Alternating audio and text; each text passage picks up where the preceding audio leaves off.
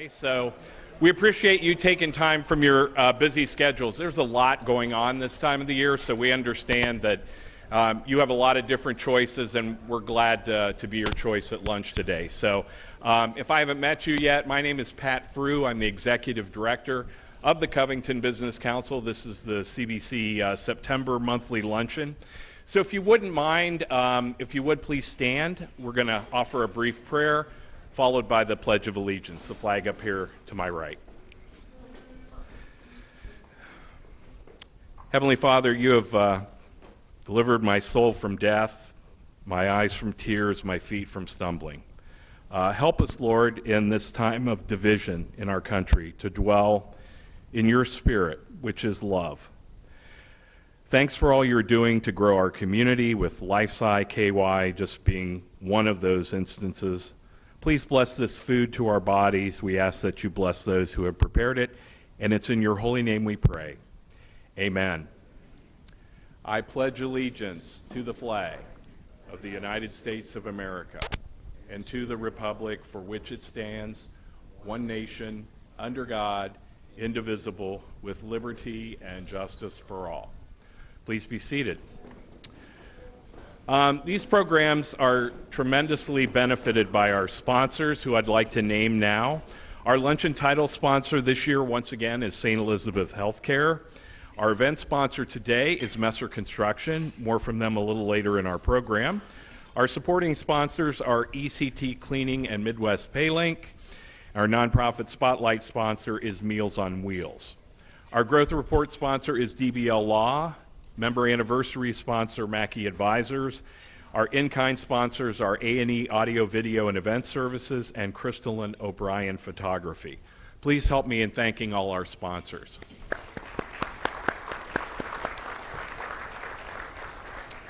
We want to welcome our elected officials in the crowd today. We have Kareem Simpson of Covington Independent School Board member there. We also have Charlie Cleaves, the Mayor of Bellevue, and Chastity Bothman, City Council member in Bellevue.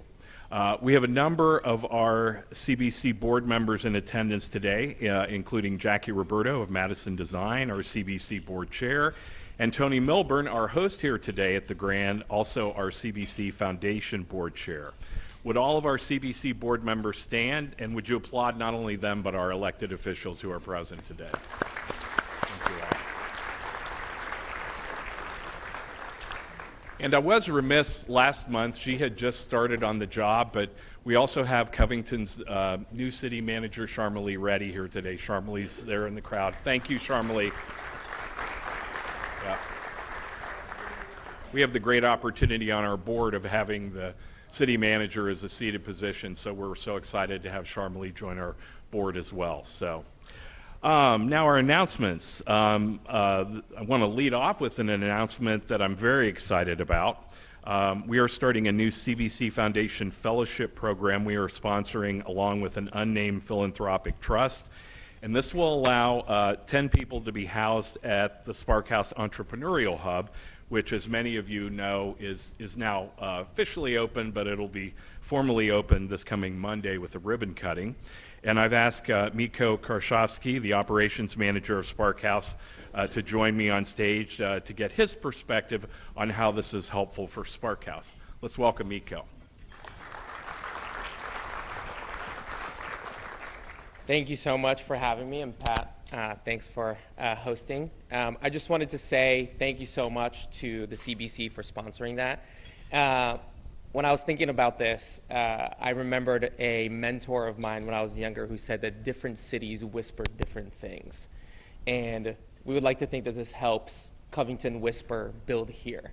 And not only should we be whispering, but also really yelling that, because we already have multiple founders from across the nation, not just locally, that are interested in moving to Covington and calling Spark House home. And this is a great way to just add to that. So thank you so much, and we're very, very excited to be in the community. Great. Thank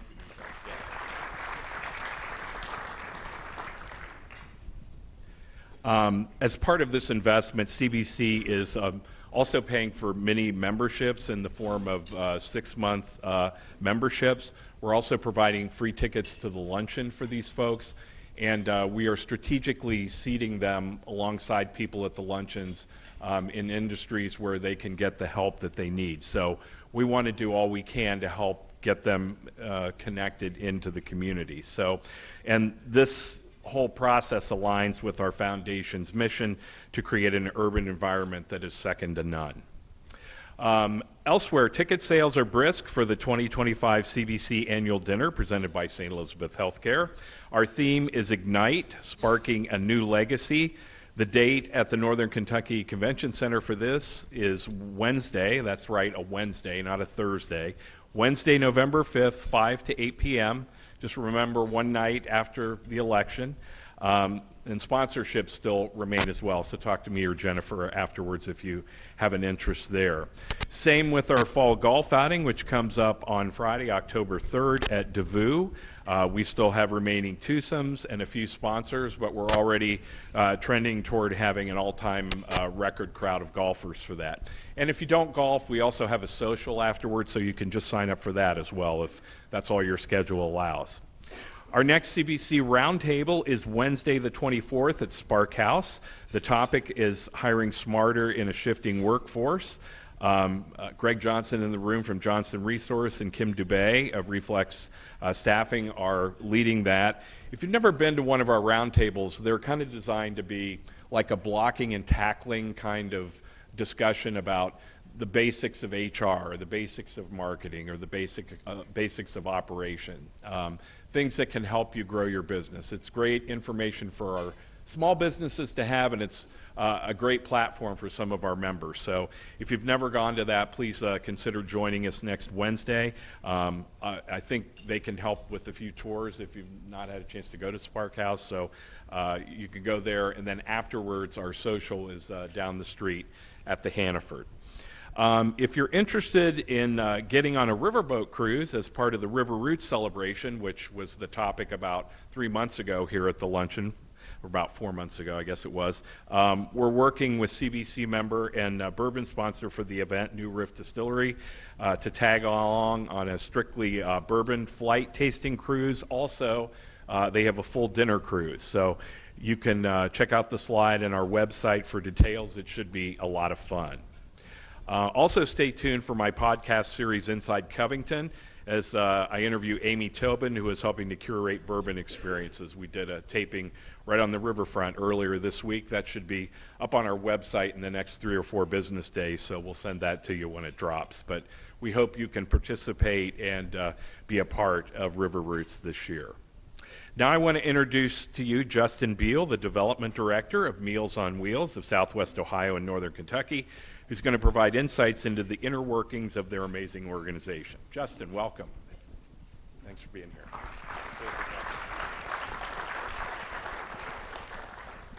Hi, everybody. I'm Justin with Meals on Wheels. It's really bright up here. I am very aware that I only have 5 minutes, so I'm going to start a timer, and we're going to try to plow through this. First, I'd like to thank the CBC for giving us the opportunity to be here today. Very grateful. But I'm going to teach you a little bit about Meals on Wheels. So Meals on Wheels currently, we are the largest senior service provider in the region and one of the 5 largest Meals on Wheels in the country. We have over 150 employees, 52 vehicles, and a $16 million operating budget. We were founded in 1937, and we have doubled in size in the past 5 years due to some mergers and the growth and need from seniors. So we were founded in 1937 as Wesley Hall. We started by serving the indigent elderly and housed over 160 seniors between 2 mansions on the west side of Cincinnati. In 1983, we opened another version of Wesley Hall that still exists today on the west side, where we housed hundreds of seniors until 2005, but that is still open as the Brookside Healthcare Center. But we had such a long waiting list for housing. In 1992, we started Meals on Wheels services as Wesley Community Services to take care of all the seniors on our waiting list. Why are we here today? Some of you might remember what happened in 2015. Senior services in Northern Kentucky shut down very abruptly in October. and all the seniors in the 8 Northern Kentucky counties no longer had services. Thankfully, the Northern Kentucky Ad District contacted us, and we were able to start delivering meals to those seniors within a week. And that's how we expanded into Northern Kentucky. Currently, we are in 13 counties in Ohio and Northern Kentucky. We go all the way down to Carroll, Owen County, all the way up to Butler, Warren, and Clinton in Ohio. We serve over 10,000 seniors a year. Last year, we did over 1.2 million meals. Our drivers drive over 50,000 miles per month, meaning they circumnavigate the globe 24 times a year. That's a lot. So 2 critical needs that we try to fill in the community, not only hunger and malnutrition, but also social isolation and loneliness. We're not just focused on providing meals, we're focused on seniors being able to live in their homes for as long as possible. So other things that we do, we like to say we are much more than a meal. We provide group meals at over 20 locations in the region, several in Covington, like Golden Towers or Panorama Apartments. We serve group lunch there every day, Monday through Friday. We have a transportation program in Ohio. We provided over 44,000 trips last year alone. And we also have a Digital Connect program where we provide free tablets and free digital training to seniors in need. We spend over 8 hours individually with seniors teaching them how to use technology, teaching them how to use MyChart, and teaching them how to use FaceTime. So currently there is a crisis in aging that we're trying to deal with. By 2040, for the first time in American history, there will be more seniors than children. So more seniors are coming, they are less prepared for retirement, and there's going to be a greater need. So what are we doing about it? We are currently in a capital campaign we call Driving into the Future. So our current facility in Price Hill was built to do 300,000 meals there, and again, we're currently doing 1.2 million. So we have purchased the old John Nolan Ford in Columbia Township, and we are transforming that building. So we are prepared to serve in this new building, up our service to 30,000 seniors a year and over 3 million meals. So we are currently ongoing on our $30 million campaign. We have about 7 million left to raise. So just saying. I'll be right there. So how can you help? You can volunteer. We had close to 5,000 volunteers last year. There's a group from St. Elizabeth we just had last month. We have a Bust to Crust fundraiser coming up in November where you can buy pies. It's a literal pie sale. Everybody loves pies. Buy some pies. Help a senior. We have our gala in March. You can sponsor, buy a ticket, show up. Any way that you can help. We have lots of seniors in this need in the community, and we cannot do it alone. 45 seconds left. Thank you. He did a great job. A couple of months ago, I heard his boss give a presentation on how entrenched they get with a lot of these seniors. And you had a few slides on there. It gets down to helping them feed their pets, taking them to veterinary appointments, their own health appointments. You do an abundance of things like that, right? Yeah. Yeah, we have a pet program where we provide pet food. We also have robotic pets. So if seniors can't take care of pets, we provide robotic pets so they have companionship.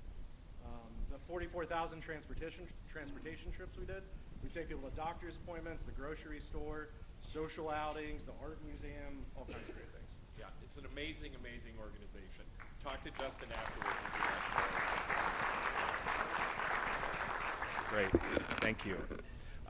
Judge Knockelman, thank you for joining us. Good to see you here. Kent County Judge Executive Chris Knockelman, who will be back in February to do his annual roundup. So welcome all our elected officials. Beth Sewell, did Beth get here yet? I know she's on her way. So great. So let's see. Now it's time to introduce you to some of our newest CBC member companies. So please stand as I say your name and remain standing until we finish this segment. We have Mackenzie Chris, Dice on Draft. I know Mackenzie's there, right there in the back. Hey, Mackenzie, how are you?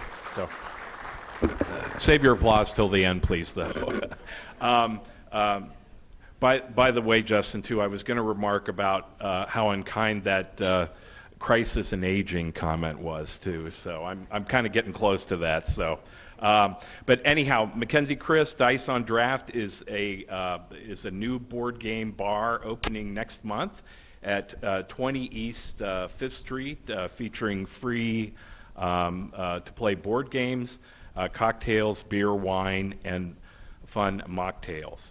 Stephanie Cunningham, My Sizeology, made to measure custom designing. A 10-second scan collects 70 different measurements. My Sizeology, made to fit, meant to empower. And Holly Danneman, University of Kentucky College of Medicine in Northern Kentucky, established in 2019 through a partnership with St. Elizabeth Healthcare. 35 medical students go through the program every 4 years with a 100% residency match rate.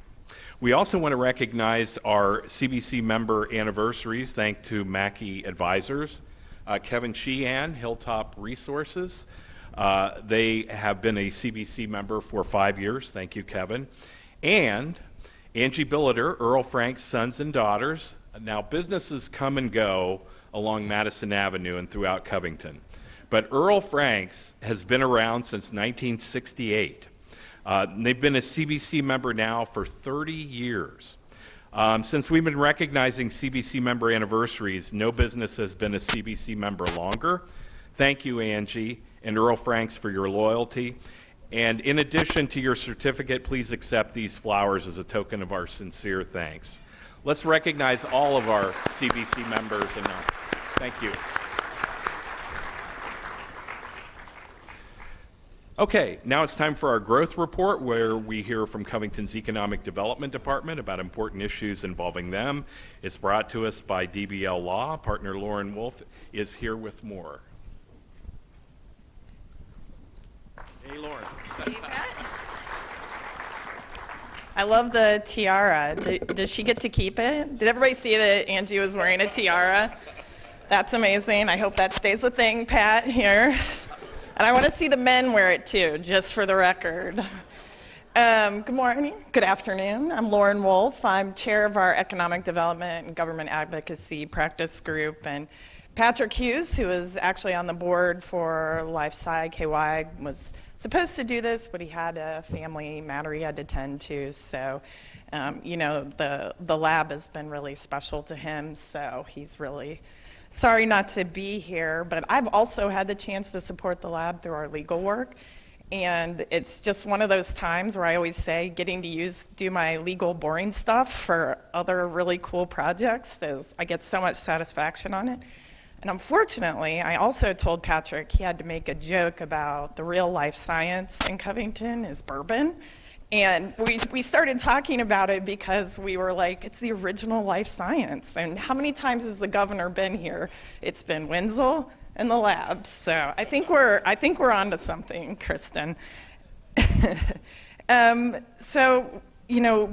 in all seriousness, it's at these lunches every month, it's just so much energy. And I think we can look back over the last 4 or 5 years and with the CBC and connecting these dots and Spark House, and it's just such a great time to see all these connections, because the lab, it's about really important science and innovative work, but it's really a piece of a larger puzzle too that has to do with innovation. And we do work all over Cincinnati and Kentucky, and you can just see how a few projects really have a ripple effect. And so, but of course, it really doesn't happen without the economic development professionals. And here as well, I was interim city manager here in Covington in 2017. And so I take a lot of pride and joy in seeing Tom and his team so really be such a part of so many projects that have an impact well beyond Covington. So with that,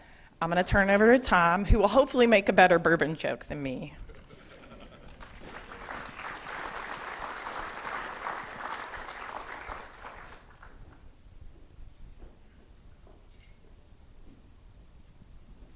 I don't have any bourbon jokes other than the one about, my uncle drowning in a vat of bourbon because he had to keep getting out to use the restroom. You've heard that one. I do want to go off script for a second, though, because 30 years ago, I was the executive director of the Covington Business Council, and I never thought when you guys came in and dropped off that check, and yes, we used to have checks that were made out of paper, and people would put them in the mail or bring them to your office up on Pike Street. that we would be here together today. Angie, congratulations. That's absolutely amazing. What a fantastic week for Covington. The one NKY Center is now open. Went to a regional economic development meeting there yesterday morning. I was mentioning to Kristen, I think I've seen her more in the last week than I have probably in the last 3 months. The new City Hall is under construction. It's topped out now. You can see the form of the building. Those of us who work for the City of Covington are extremely excited that this time next year we might not be at the Luncheon, Pat, because we're moving into our new offices. So we're very excited about that. And then, of course, on Monday with the opening of Spark House, this is just an incredible couple of weeks for Covington. I'm not going to talk a whole lot about CCR today, the Central Riverfront. I will tell you there are going to be some more announcements coming up in the next 30 days or so. What I wanted to focus on today, and this is something that helps Spark House, it helps Lifeside Kentucky, it helps us attract all kinds of businesses and residents to Covington, and that is about our quality of place. We're recognized nationally. I rattled off some of those recognitions we got in last month.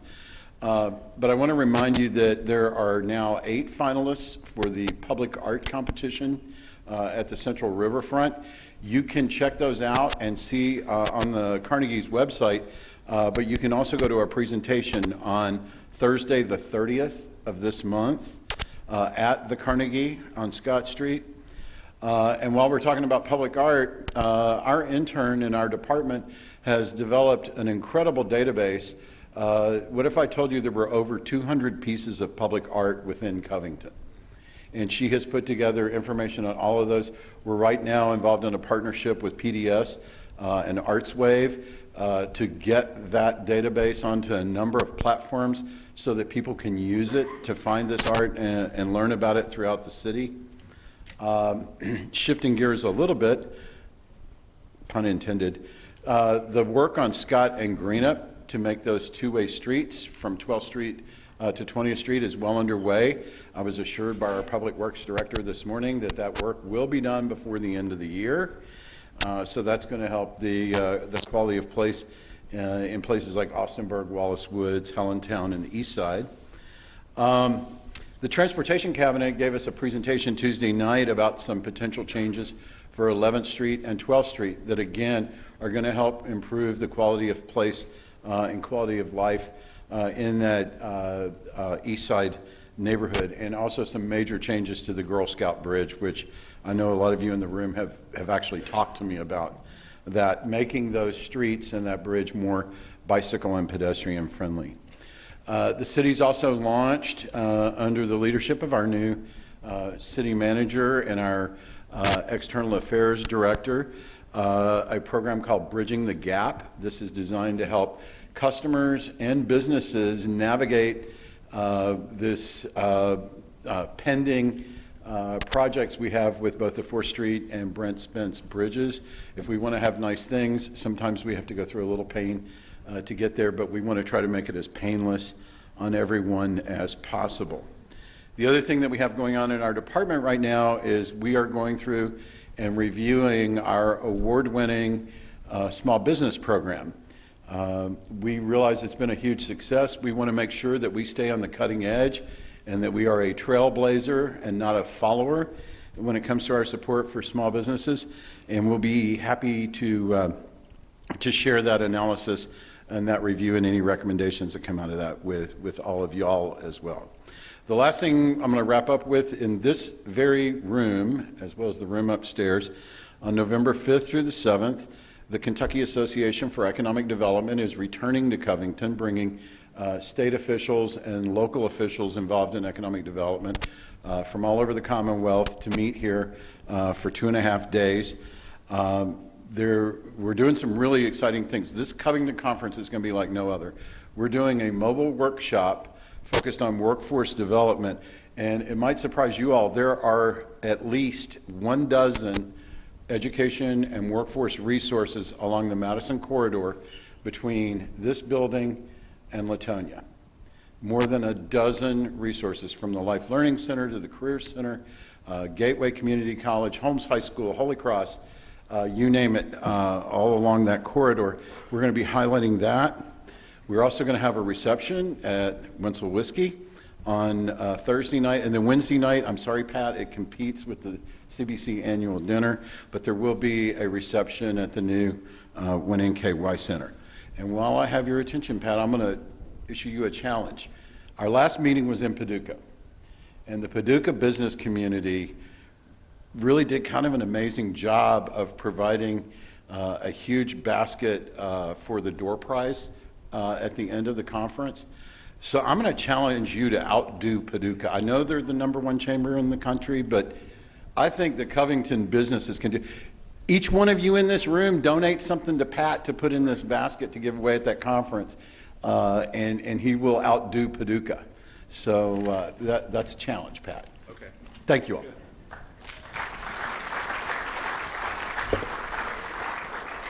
Outdo Paducah, that has a ring to it, I think, Tom, so thank you. Now I'd like you to meet, and you've met him before here at these luncheons, Vice President Pete Bergman of Messer Construction, our luncheon sponsor today, to tell you a little bit about their commitment to community. Pete?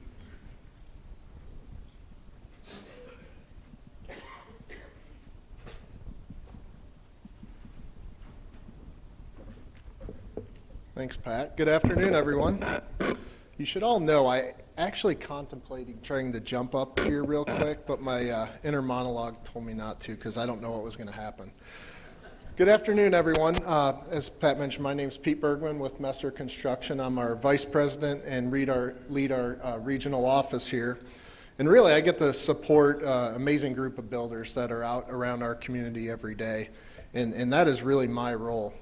Today, I'd really like to highlight the importance of life sciences and how it impacts the region and the economy. So Messer's been at the forefront of supporting this sector and really understanding the critical role that construction can play, excuse me, in the ecosystem and really how it impacts this region.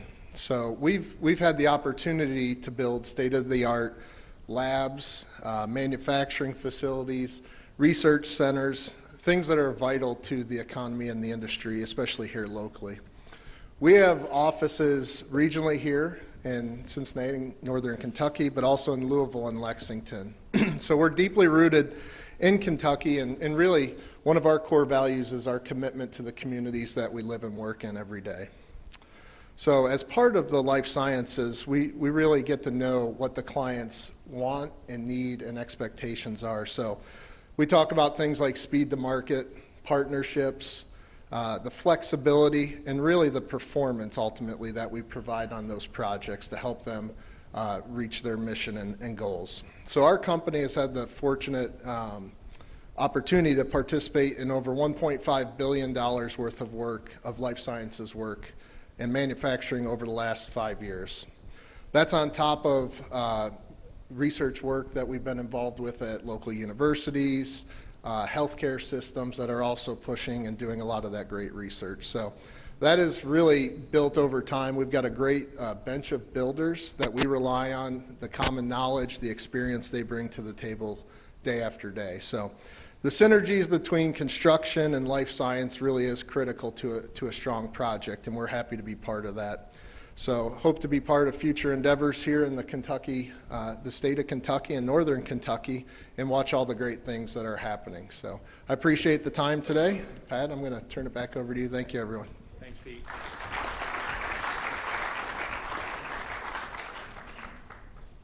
I'm going to have Kristen come forward as I read her bio. We're going to sit down here and have a little conversation.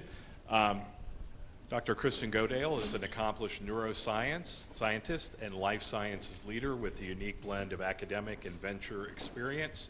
Dr. Godale spearheads initiatives to foster a thriving life sciences ecosystem.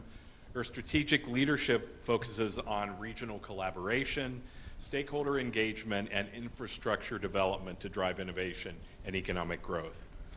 Kristen's expertise spans therapeutics, cell and gene therapies, immunology, neurology, and drug delivery systems.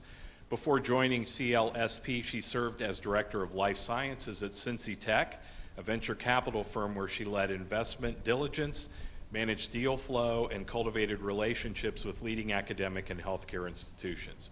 She's also a published author in peer-reviewed journals and a sought-after speaker sharing insights on science, commercialization, advocacy, and innovation. She's here today to help us better understand the great potential impact of her work at LifeSci KY. Let's give a warm CBC welcome to Dr. Kristen Godale.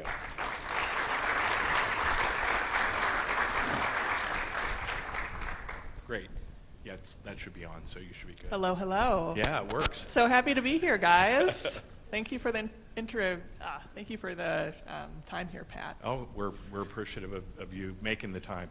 So, you know, I said this, you know, there are a lot of impactful agencies in the One NKY Center, but none of them is potentially saving lives. And, you know, when it comes right down to it, what is more important than that? But let's go back and talk about how this all came to be, where today you're leading LifeSci KY at the One NKY Center. Okay. Yeah. So journey story, or how this became a thing. Yeah. With how did we? Right. How did Okay. it become a thing? So I believe this happened in 2022, really with planning going all the way back to 2021 when the city of Covington got involved with Mayor Joe Meyer and other folks. So we have a lot of accomplished life science leaders in the region, from Tim Schroeder to CTI, Garen Colvin at St. Elizabeth Healthcare, Chuck Shepard at Bexion Pharmaceuticals, and of course Tony Remington at Gravity Diagnostics. All of these folks got together around the table and were interested in really bringing this type of infrastructure to Northern Kentucky. It started with a conversation with Governor Andy Beshear, and then it followed up with a conversation with Senator Chris McDaniel. I think what's really special about this is it was a nonpartisan effort to build something in Northern Kentucky, and that rarely happens. And it really shows how collaborative we are and how we put aside different viewpoints to get stuff done. So that was really special, and I'm happy it happened because now I'm here. So We are too. We are too. How did you get interested in this? Was there a seminal moment as a child or something that got you on your personal trajectory of where you are now? Sure. You know, science has been really important to me all my life. You know, many of you know, I grew up with epilepsy. Epilepsy is an incurable disease that's only managed by, you know, stuff called anti-seizure medications. So I take these to this day, and basically it prevents me from having, you know, a hyper excitable brain. So I can talk to you all right now without anything happening. But, you know, I've gone through that my entire life, so science was really a part of it from the very start. When I was continuing to grow up, I was always interested in the brain for that reason, and that's when I decided to go to a small liberal arts school called Baltimore University in 2013. And I had a real privilege to learn there and grow, and with what I did there, I was admitted to the University of Cincinnati for my PhD in neuroscience in 2016. And one of the reasons why I came down here was not only for education, but also for care. You know, having really expert doctors and care teams located in this region was really the only way I knew I was going to be successful. So, you know, I have doctors to this day at UC Health, and they've treated me since 2016. So the care that we offer here in Cincinnati and Northern Kentucky really stands out. Yeah. Let's talk about the excitement of the challenge ahead of you and what you want to accomplish with LifeSci KY. And one of the things that impresses me about this lady is, you know, she is not taking any prisoners. You know, we tend to downplay what we do, but 5 minutes with Kristen, it's like, no, we're gonna make this happen, and we're gonna excel at it. So it's very, at times it's probably very daunting to you what's at stake and what's ahead, but let's talk about that, and let's give people an idea of, the great impact that Life Sci KY is going to have on our region and our world. And our state. Yes, I Matter skipped of the fact. state too, yeah. Yeah. So, With Life Sci KY, this started off as Covington Life Sciences partners. We got our money. We were going to have a really regional focus, and that's really fine. We've done that before, and that's all fine. However, the potential we have with this organization is to really influence strategy over the entire Commonwealth of Kentucky. And I love to dream big. I love to really put us in opportunities where we're the ones driving in Northern Kentucky. And with Northern Kentucky, I'm traveling throughout Kentucky more and more, and folks don't consider us real Kentucky. They just don't. They don't. And we needed to find a way to re-identify ourselves as a leader in Kentucky. So with the rebrand of Life Sci KY, no one else was doing this in Kentucky. So we wanted to go ahead and claim that sector as ours and have Life Sci KY's flagship location here. And we're really proud of that because now we coordinate with the Cabinet for Economic Development, Kentucky Science Technology Corporation, our economic development organizations, including BNKY Growth Partnership here, and several other industry stakeholders to help catalyze what we're building in Kentucky. And a lot of this is modeled after other states. Everyone else has these types of things, and they deliver at a very high level of excellence. Now, with our laboratory located at 1NKY Center, we have everything that other laboratories on the coast offer, and that was put together by a lot of volunteers. I see JP Canner up here from St. Elizabeth Healthcare. We had Tim Stevens, Mike Gazda from Bexian Pharmaceuticals, and Nick Litke from Gravity Diagnostics. And they were really the origin, starting to establish that standard of excellence. When I got here, we just continued their work and amped it up by a little bit as well.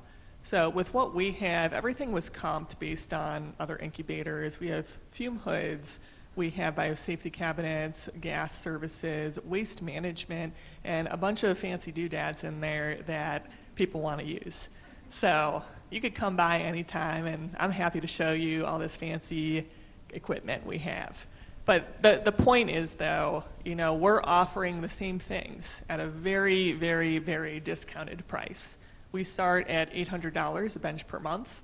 To comp that, Boston is typically around $5,000 to $6,000 per month per bench. We have Chicago markets starting out at $3,600 per month per bench, and that's really because they're just more dense markets. So with Northern Kentucky, and frankly, Kentucky in general, we have a lot to build here. I consider us a tertiary market at the moment because we lack the density of this talent of startups, but that's nothing to bat your eyes at. I think that's the fun part because we're able to build as Life Sci KY the right way, and we're able to establish that mentality from the very, very beginning. So I like to say there's no reason for us not to do this. We're allowed to have this type of excellence here in the Commonwealth, and we're allowed to expand as well. And all that's catalyzed by Northern Kentucky. yeah, and even Cincinnati is watching what we're doing because yes. we're ahead of the curve of where they are. So this is truly a regional thing where the impact is not just in the Commonwealth, it's in the entire region, the tri-state region. Yeah, when I came down here in 2016 for my PhD, I'll be honest, I wasn't thinking about Northern Kentucky at all. It was just a thing over there. I'm coming down for Cincinnati. But what we really want, though, is for folks, when they come to the region, this is what I get now, referrals to Life Sci KY. We are the life sciences convener in this region, and that's just what we're going to be. Cincinnati, they don't have this type of convening mechanism. We work a lot with Centrifuge, which is the entrepreneurship convener in Cincinnati, Spark House, of course, new Northern Kentucky entrepreneurship convener, but no one is doing life sciences. So I want folks coming to the region, we want to be the entryway for this life sciences industry. Let's talk about some of the startups, and the impact that you can have in the economy here. Give us a flavor of some of the people that are already coming in and who else you're talking to, and give us the numbers of folks that we should expect, going through that building. Sure. This is a great question too, because the challenge we face here in our market, it's not just Northern Kentucky, it's Cincinnati too, is getting things out of academia. Academia is the driver, it is the engine for new ideas.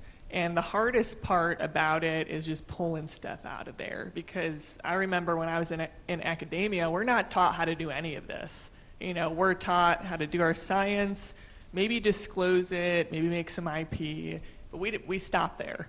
So we need help with where to put the things, who's running the company, how to raise money, et cetera. And that's going to be the hard part for us. So because of that, we've identified that as a gap, and we're still trying to figure out how to fix that, like, all markets like us. But we've kind of turned our opportunity to recruiting out of state. So we have recruited a company from Houston, Texas, a two-time founder. They're working on an approach to improve fertility through organoid medicine, and they came here because one of our crown jewels in the region is Cincinnati Children's Hospital. So using that as a tool to attract people here, it's a big one. We have another one coming from Knoxville, Tennessee. They're also working on an organoid medicine paired with a radiopharmaceutical lens. We have another one coming, but it's more about expansion. This is one I followed very closely when I was at Cincy Tech, called Clario Biosciences. They're out of University of Louisville, and they want to expand into our market because, frankly, in Kentucky, we're the only place that has access to this type of metropolitan area. So that's another way to kind of pitch ourselves. We're a new location. You could land here in Kentucky. We're, again, your doorway, etc. So with deal flow, lots of therapeutics, some diagnostics, and I'm sure there's other ones that'll emerge. Now, you just announced yesterday or the day before about 3 new companies, and I don't know if any of those were the ones you just mentioned. Those are ones. Okay, yes. yeah. So this is brand new. So how many different startups do you have in there right now already? So we have 3 at the moment. Okay. And one of the things you talked about, you look at Spark House and innovation there and startups and things like that. How do you anticipate that you'll be able to fuel one another and advance innovation, working with the Spark House folks when you have opportunities? Yeah, so you could think of LifeSci KY, we're the science folks in Covington, Kentucky. We have the equipment to do your science, you come into our space, we have that scientific community all there. I like to look at Spark House as general entrepreneurship. So the resources that Spark House has, we don't have. So when I like to build in communities, I like to assess things that we should not do because those are already being built. So Spark House is a completely different entity. We actually have St. Elizabeth Healthcare sponsoring co-working memberships for our companies to go into Spark House. We really want to create those organic collisions that happen in coastal areas. I was in La Jolla a couple of years ago at a coffee shop, and I swear there were 10 VCs with 10 different entrepreneurs, people coming in and out, and it's not planned, they're just there. And I think that's what Spark House is for the community. They're just organic, connections with one another. Versus our community at LifeSci KY, it's a lot of scientists. These are people have their bachelor's, master's, PhDs that have been trained to be at the bench doing science. You're not going to find those, business folks that they have to engage with at LifeSci KY. That's going to be at Spark House. So it's all really exciting. Right, and those people aren't in and out in 6 months. Is there an end date for these different startups that are coming in to LifeSci KY? So our minimum lease requirement is 6 months. I know we revisit that every 12 months to make sure we're supporting you properly and make sure you have the right resources, because the name of the game is you got to raise money, you got to be seen, you got to tell your story. And if you're not doing those 3 things, then you're not going to be successful. Right now, the incubator market, it's tough. We're seeing startups be placed in these incubators for about 3 to 4 years at the moment. I think that changes based on our biotech market. So we're expecting to see a recovery end of year, but we'll see. Okay. Let's get into what they find. We've got a photo here of the lab, but the benches. Let's get into what the types of tools you have and the technology, which as we've talked, is a very attractive prospect for potential startups. Yeah, and I do want to note in this picture, I know there's a shower curtain there. That will be removed. We're putting a walk-in, walk-in refrigerator there.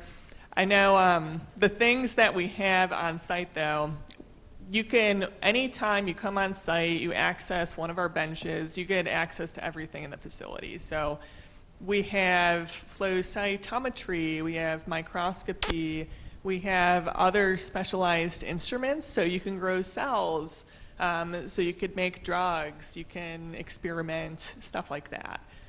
One other thing we have, and I think this is more important, is convening events. So we're still in the process of organizing those programs, but our first one is going to be actually launched at Startup Cincy called Science on the Rocks.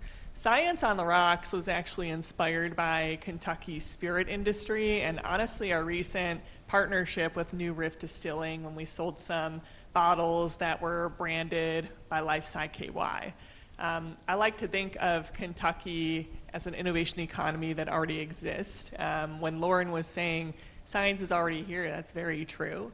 The spirit industry has existed for several decades, and that's all chemistry, Horses, that's all veterinary medicine. So with LifeSci KY and the life sciences industry, we're just building on top of that. So that event will take place at Startup Cincy week. We're actually featuring a Sparkhouse company called Serve AI, with 2 of the founders talking about AI and how that's influencing the life science industry. We're also going to have some sweet mocktails and cocktails that are going to be themed with science. But eventually, we actually have another one going on in Lexington in a couple months, and we're going to have one in Northern Kentucky and elsewhere. It's really about finding your community and your people, and that's what makes everything less lonely when you're going through all these problems that are associated with entrepreneurship. What's your capacity for startups coming in? You have 3 now, you said, right? What is the limit at one time? It depends if you choose a laboratory or one of our benches. You could be one single entrepreneur like Pan Biologics and Clario Biosciences. Both of those companies are just taking up one bench. The other company, they took up a lab, and then we have several other labs under consideration by potential clientele right now. We have a total of 8 labs on site. Some actually are connected to each other if you wanted to expand into another one. And then I believe we have around 38, 40 benches on site. You can rent multiple benches if you want, but we were trying to accommodate entrepreneurs, and a lot of them are really small companies and they can't afford a whole lot. So we were trying to be flexible there. Do you have an ideal range of the number of companies you'd like to get when you're running at good capacity? It depends, because I don't want to overwhelm our facility. So I'd prefer entrepreneurs to rent out, a couple benches rather than having 40 different companies in there. But I think a good number for us would be around 18. Good. Well, how is what we have different from what's elsewhere around the country? We're kind of the new kids on the block. I think you had indicated to me earlier that they have a lot of tools that a lot of life science incubators around the country don't have. How unique is our value proposition? So I think the big thing with the value proposition is how unique it is in Kentucky. We designed it so we are based on industry standards. So again, what we're doing in Kentucky is actually not unique. This is adding an essential tool infrastructure to our life sciences ecosystem so we can bring companies here. We need to diversify, brain power, diversify talent, ideas, etc. So not unique in the nation, but unique to Kentucky because we're amping it up. You know, we're setting a different level of excellence. You know, I'm a little competitive sometimes, so I really like to set everything up so, you know, we can relocate people here. You know, if we didn't have specific types of instruments in our facility, the ability to adapt and change every now and then, we wouldn't be able to relocate companies here. Yeah. Let's look 3-5 years into the future. How will you know you're successful? What will our economic landscape look like here, and in terms of, you know, creating cures or scientific milestones or things like that? Talk about how you view that down the road. If it's purely due to just metrics, I would like to see a specific level of percentage occupancy, honestly, in the facility. If it's due to company diversity with, you know, if this idea didn't work, the entrepreneur is still staying here, creating a new company in the facility, that's success to me. Eventually, us having conversations with other stakeholders in the Commonwealth for expansion, that's obvious success to me. But really, it depends. And I think it's not always about like things going in. It's about the output, the people that we're bringing in here. I know, you know, last week I talked about in my speech that investing in innovation is investing in people. And sometimes I feel like in the Midwest, Mid-South, we get really hooked up, really caught up in infrastructure and physical things. But, you know, when you do these types of projects, it's really bringing people here. So the more different people we can bring, the more companies we bring that those people are tacked onto, that's really the true success here. Yeah, that's exciting. Business, civic, political leaders here today, how can they help you? Advocacy, you know, come into the lab. We'd love to show you it. We'd love to get you excited and to tell you more about what we're doing here. So I know we've had several leaders already visit, but I think you should be proud to have this in Northern Kentucky, in your districts, and, you know, really as the NKY caucus, you did this. I mentioned that last week as well. This would not have been possible without the support of the General Assembly and their advocacy. So again, this wasn't just local leaders, it wasn't just specific types of people. This was a decision that the General Assembly made, advocated by our local caucus here. And we're going to have time for a few questions in a moment. What didn't we cover that you wanted to express today? I wanted to real quick make one announcement, and we made this at our private event last Thursday, but I wanted to recognize a new sponsorship mechanism we have available that was founded by a local company. So it's called the Stronger Together Bench. And what this is a $10,000 sponsorship to allow an entrepreneur to have a bench in our facility. And this was founded by McD Concrete. And this is the first business to step up and say, I want to invest in innovation, I want to bring new people here. And because of them, we were able to recruit that company from Knoxville. So that was really incredible. So I wanted to thank the McDaniel family for stepping up there. And if anyone else is interested, this Stronger Together Bench is available to anyone in the community. We let the McDaniel family pick the entrepreneur, and they got to meet them, and we're really grateful for their support. So I don't know if they're here today, but just recognizing, you know, that type of philanthropy. We plan to do more of that in the future, so let me know if you're interested. That's great. That's great. Okay, questions. Lauren Sinvisky, our marketing events manager, also joined by our new marketing intern, Seth Griffith, a second-year student at Gateway. So welcome, Seth. Any questions from the audience? They want to bring the microphone around, so. Okay, all the way down here. Well, I can probably yell. I'm curious, will you have events periodically that are open to the public, like that will allow folks like us to come in and see what's happening in the lab as things progress and as you evolve? Yes, definitely. We don't want anything to be exclusive to tenants in the lab because, again, we're building community and we want our people there to meet the community. So anything we do will be open to the public, which includes like learning sessions, pitches, workshops, etc. Because what we don't have this community right now.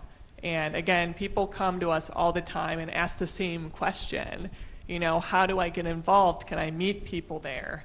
So yes, I think once we get down to our operations and I work with our team, you'll plan to see some of those. And I think the first one will be Science on the Rocks here in Northern Kentucky. Other questions over here, Lauren? Microphone. Oh, Seth. Hi, Kristen. So, do you plan to partner with any academic institutions to help to generate pipelines for continued scientific discovery and inquiry that may start at those very formative levels of graduate education? Yes. We have actually entered in a partnership with the University of Kentucky, and we're in conversations with several other universities at the moment. We're in the process of executing those. But a lot of those partnerships are about, I want to engage with the faculty. What exactly are you doing?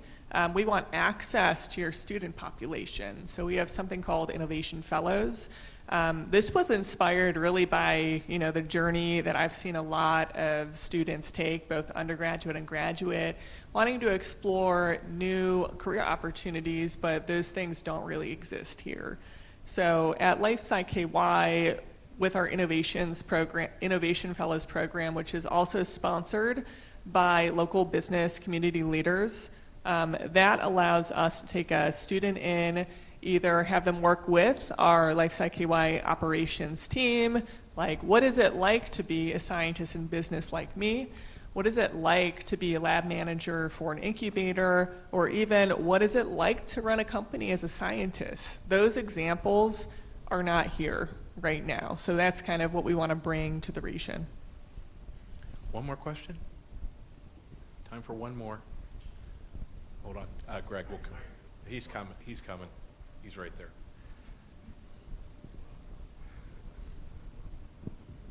Are there any specific organizations or companies that are doing research in specific areas of particular diseases or anything like that? Are you targeting anyone?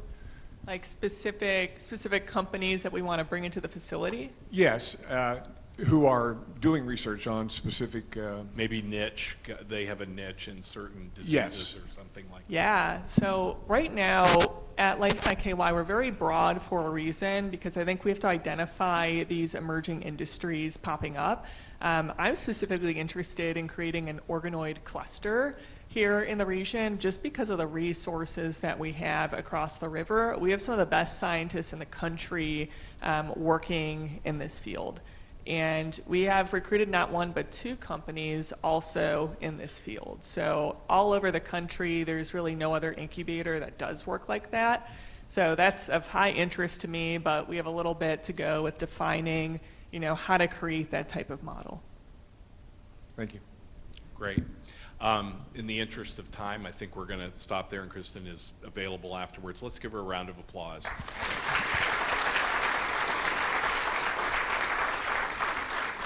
You definitely found the right person for the job, no doubt about that. So we want to thank our sponsors today, St. Elizabeth Healthcare, Messer Construction, ECT Cleaning, and Midwest PayLink, Meals on Wheels, Southwest Ohio and Northern Kentucky, DBL Law, Mackey Advisors, A&E Audio, Video, and Event Services, Crystalline O'Brien Photography.